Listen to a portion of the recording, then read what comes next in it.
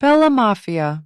I married my high school sweetheart, Marco Benocci, on a warm June evening under the sprawling cypress trees of Tuscany. He had the charm of a prince and the soul of a poet, a rare blend for a man destined to inherit the empire of one of Italy's most notorious mafia families. I knew what I was getting into. Being born a Luciano, a daughter of another mafia dynasty, this life was as much in my blood as his. We were two sides of the same coin, drawn together by fate and fire. I often think back to those early days when we were young and carefree.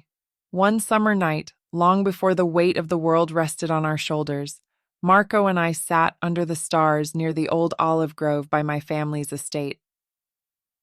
"Do you ever wish we could be normal?" I asked, lying back on the cool grass, watching the fireflies dance. Marco chuckled, his deep voice like a melody. "Normal? That's not in our blood, Bella. But I do wish for something else." I turned to face him, his amber eyes reflecting the starlight. "What do you wish for?" "A life where we can protect what we love without having to fight for it every single day. A life where our children can run free without shadows chasing them." His words lingered in the air, both hopeful and resigned. "And if that day never comes?" I whispered, a lump forming in my throat. He reached out, tucking a stray strand of hair behind my ear. "Then we make our own peace, Isabella. Whatever it takes. We fight, and we build something better. Together." Not long after our wedding, I gave birth to twin boys, Luca and Tony. They were my light, my reason for enduring the shadows of our world. Marco doted on them, calling them the future kings of the Benocci Empire. Under his leadership, the family not only ran the underworld with an iron hand wrapped in velvet, peaceful but powerful, feared but respected, but also uplifted the community. Marco believed in balance, and he ensured that the wealth generated by the family's operations was shared. The Benocci family funded orphanages, schools, and hospitals, earning the quiet gratitude of those who relied on their support. Local businesses thrived under their protection, with Marco insisting, "Our strength lies in the people. If they prosper, so do we." Through these efforts, the Benocci family became more than a shadowy power. They were seen as the backbone of the community, creating a fragile peace in an otherwise chaotic underworld. Yet this peace, Marco's vision of stability, was not destined to last. One fateful night shattered our world, proving just how precarious even the strongest foundations can be.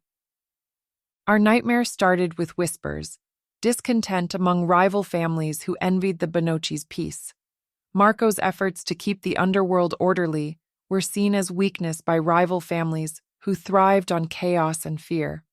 His emphasis on diplomacy and maintaining a code of respect in the underworld alienated those who preferred brute force and anarchy. The Conti family, in particular, mocked his methods, calling him the gentleman boss, a title they believed undermined his authority. They saw his charity and fairness as signs of softness, failing to understand the strength required to lead with restraint. Envy turned to anger as Marco's influence grew, and anger ignited a massacre when they decided to eliminate the Benocci leadership in one calculated blow. For weeks leading up to that night, Marco and the other Benocci men held secret meetings, gathering around the long oak table in our villa's dining room. "We need tighter security at every checkpoint," Marco had said, his voice calm but edged with urgency. "If they strike, they'll come for the heart first, our homes and families." "We'll double the guards," his brother Emilio had added, his brow furrowed. "No one gets in or out without clearance." Despite their precautions, the enemy's plan was too meticulously coordinated. On a single horrific night, the men of the Benocci family were slaughtered. Simultaneous attacks struck across the city, leaving no chance for escape. Marco, ever the protector, was ambushed as he returned home from another meeting meant to secure our safety. "Stay strong, Isabella," were his last words as I held him in my arms, his blood soaking into the cobblestones of our villa courtyard. The screams of that night would haunt me forever, but they also forged a fire within me that no enemy could extinguish. That night, I vowed to protect my sons and the legacy Marco fought to preserve for our people. The remaining male heirs were too young to fight, and their lives were threatened now. The message was clear. Surrender leadership, or every male Benocci child would meet the same fate to prevent and revenge to happen in the future. In the stillness of that horrific night, as the weight of those threats settled on my shoulders, I knew we had no choice but to act. I immediately spoke with my mother-in-law, Sophia. "We cannot let them erase everything Marco and the others built," Sophia had said, her voice steady and resolute. She paused, her hands trembling slightly as she looked out of the mansion's grand window. "You may not know this, Isabella, but I've seen this before. Years ago, when I was just a young bride, my own family faced a similar betrayal. We were outnumbered, outgunned, and left with nothing but each other. I swore then that I'd never see my family destroyed again, yet here we are." Her voice faltered momentarily, but she straightened her shoulders, her gaze fierce. "But this time, we have you. I didn't believe it at first, but Marco was right when he said you were the strongest of us all. We will fight, Isabella, because we have no other choice. For our children, for their future, we will prove to them that we are not weak. They will not take our family from us." "They think we are weak because we grieve," I replied, the fire in my heart growing. "We cannot sit back and do nothing." Sophia agreed with me. She was a fierce matriarch, her silver hair and sharp eyes betraying the strength of a woman who had seen more wars than she cared to admit. First, we brought my sisters-in-law, Elena and Rosa, to the family mansion. When they arrived, it was clear they had been through hell. Elena's face was pale, her hands trembling as she clutched her young daughter close. Rosa had a haunted look in her eyes, her usually confident stride reduced to an exhausted shuffle. Both of them bore the marks of grief and fear, and their children clung to them, frightened and silent. "Isabella," Elena whispered as I embraced her, her voice breaking. "They killed my Emilio like an animal. I don't know how we'll survive this." "You're here now," I said firmly, looking into her tear-streaked eyes. "We will protect you and the children. No one is taking anything more from us." Rosa, always the pragmatist, spoke next.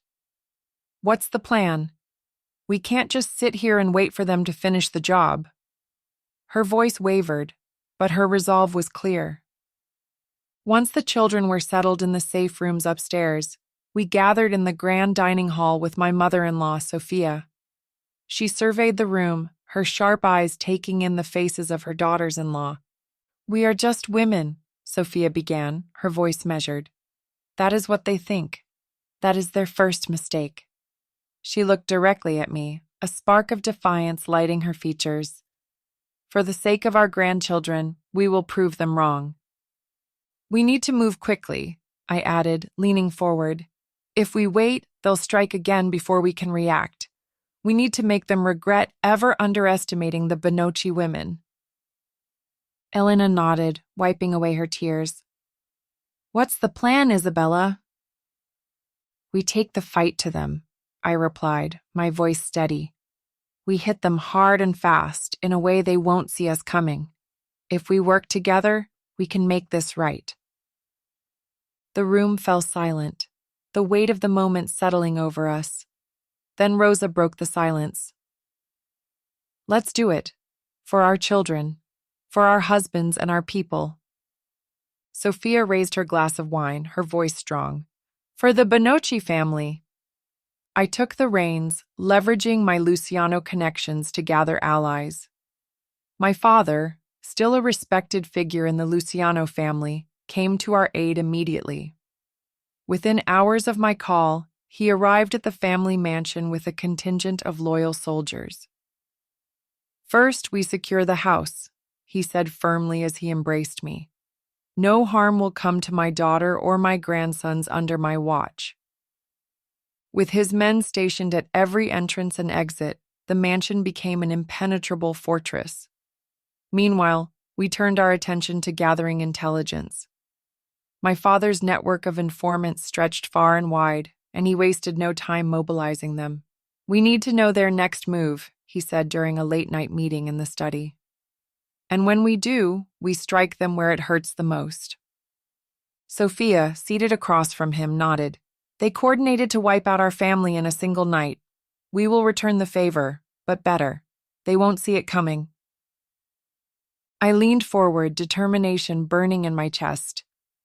We'll start with the Conti family, the architects of this bloodshed. We move quickly, and we hit them all at once.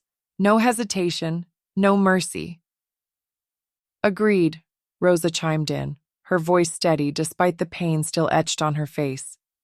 But we'll need to be meticulous. One misstep, and we risk everything. Over the next few days, the house buzzed with quiet but purposeful activity. Informants fed us crucial details, and plans were drafted and revised late into the night. Each of us had a role to play, and together we prepared for a strike that would dismantle our enemies and restore our family's strength. The Conti family thought their victory was complete, their power unassailable. They were wrong. The night we struck back, I donned black leather gloves and tied my hair in a braid that wouldn't snag in a fight. We had spent days planning the operation meticulously. At midnight, under the cover of darkness, we split into teams, each with a designated target. The Conti family's estates, scattered across the city, became our battlefield. Every move had to be precise. There was no room for error. Sophia and I led the team infiltrating Lorenzo Conti's mansion, the nerve center of their operations. The air was thick with tension as we approached. Sophia whispered, "Stay quiet and keep moving." Her steady hand on my shoulder was a reminder of the stakes. At precisely 2 a.m., the team struck simultaneously. Each estate was breached with swift efficiency. Inside Lorenzo's mansion, we moved like shadows through the opulent hallways, our footsteps muffled by the plush carpets. Every door we opened revealed sleeping targets who never had the chance to reach for their weapons. The muffled pops of silenced pistols were the only sounds breaking the stillness. In one room, Sophia and I stood over a Conti captain, his face peaceful in slumber. Sophia's voice was cold and measured. They slaughtered our sons and husbands. Let them taste the same fate. With a nod, I pulled the trigger. Meanwhile, in another wing of the city, Elena and Rosa's team stormed the estate of Giovanni Conti. Rosa later recounted how they found him with a half-empty glass of wine on the nightstand, oblivious to the chaos erupting in the rooms around him. He didn't even wake up until the barrel was pressed against his temple, she said with a grim smile. I made sure he saw my face before it was over. Finally, I stood in Lorenzo Conti's grand bedroom, its luxurious furnishings stained with the consequences of his ambition. He knelt before me, bloodied and defeated. "You think you can lead, Isabella?" He sneered, spitting blood onto the marble floor. "The underworld will never follow a woman." I smirked, pulling an iPad from my coat pocket. With a flick of my finger, I opened a live video feed showing explosions tearing through Conti-owned warehouses, restaurants, and other lucrative businesses. Flames licked the sky, and rubble piled high as his empire disintegrated in real time. Lorenzo's eyes widened in horror as he watched. "What have you done?" he choked, his voice trembling for the first time. "I made sure your family has nothing left to rebuild on," I said coldly. "Your men, your money, your connections, all gone. By the time I'm finished, the Conti name will be nothing more than a cautionary tale whispered in shadows." Lorenzo's bravado cracked, and he lunged forward, only to collapse under the weight of his wounds. You'll regret this." I crouched down to his level, meeting his panicked gaze. No, Lorenzo. The only regret here is yours. You should have never come after my family. I stepped back, my gun trained on his forehead. Goodbye, Lorenzo. Enjoy the ruins of your legacy. The shot echoed through the room, sealing not just his fate, but the future of our family. The women of the Benocci family had not just taken revenge, we had rewritten the rules of the underworld. As dawn broke, we all gathered back at the family mansion. The air was thick with a strange mix of grief and triumph. My father, flanked by his loyal men, stood before me in the grand hall. Today, the Luciano name stands with the Benocci family, he declared. And with it, Isabella, you have earned the right to lead. From this day forward, you are the Donna of the Benocci family.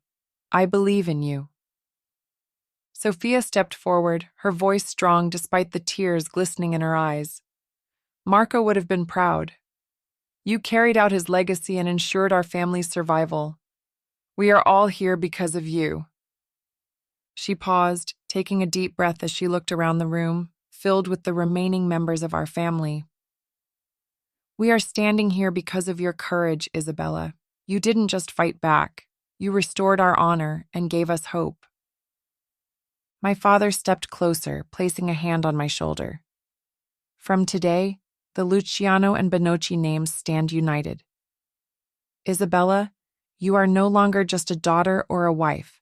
You are the Donna of the Benocci family, and we all stand behind you. The room erupted into murmurs of agreement, with Rosa stepping forward, her face finally showing a spark of life through her grief. You gave us purpose again, Isabella. We will follow you anywhere. Elena wiped her tears and nodded.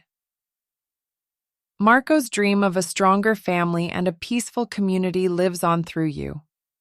I know he would have wanted this. I felt a lump in my throat as I tried to respond.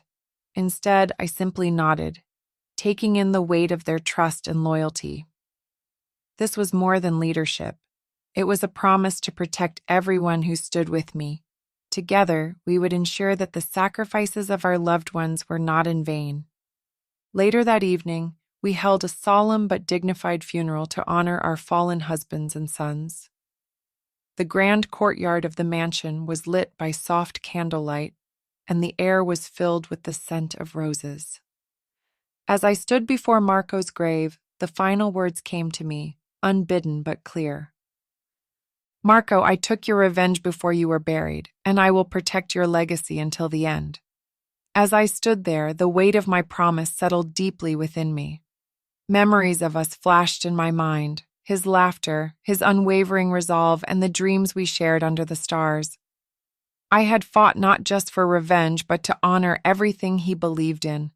The lives we saved, the order we restored. It was all for him, for the family we built together. My voice faltered for a moment, but I steadied myself, knowing that Marco's strength lived on through me and the family we protected.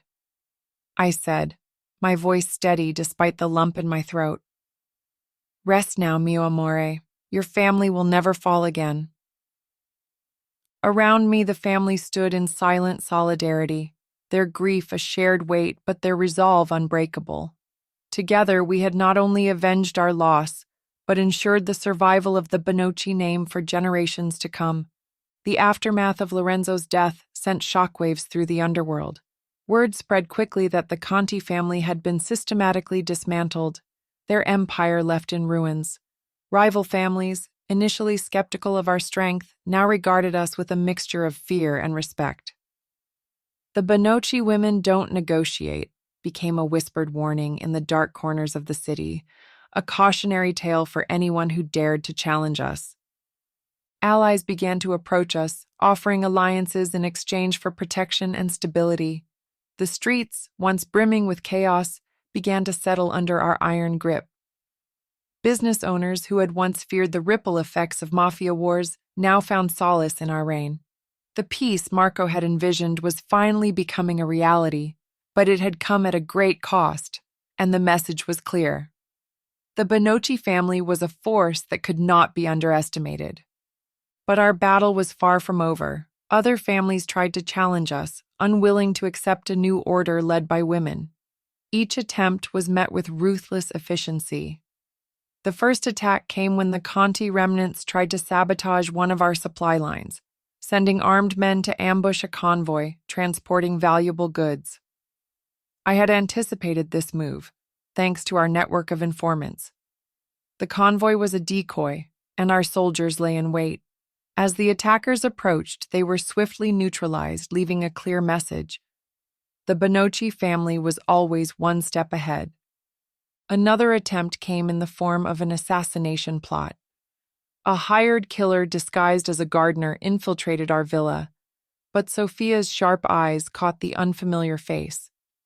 Before the assassin could even draw his weapon, he was surrounded by my father's guards and forced to confess the details of his employer. The would-be plotter, a minor capo from the Savino family, found himself staring down my gun within 24 hours. "Tell your people," I said coldly before pulling the trigger, "that we are untouchable." Each move against us only strengthened our resolve. We weren't just fighting for survival, we were redefining the rules of the game. Every counterattack was calculated, striking at our enemy's weak points with precision. We leveraged our intelligence, our alliances, and our sheer determination to outmaneuver our enemies at every turn. Slowly, the message became clear. The women of the Benocci family were not to be underestimated. In time, the chaos subsided. The other families began to see the wisdom in peace, especially under a leadership that valued stability over constant war. The community, those caught in the crossfire of our world, found solace in the return of order. The Benocci family was whole again, not because of its men, but because of its women with a mother's love.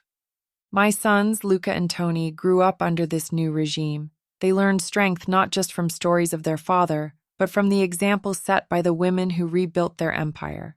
When the time came, they would inherit a legacy forged in fire and tempered by love.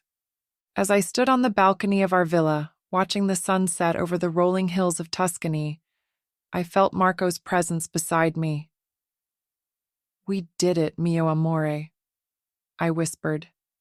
"We kept them safe." The Benocci family's reign continued, not as a kingdom of men, but as a dynasty led by the unbreakable bond of its women. And in that, we found not just vengeance, but peace.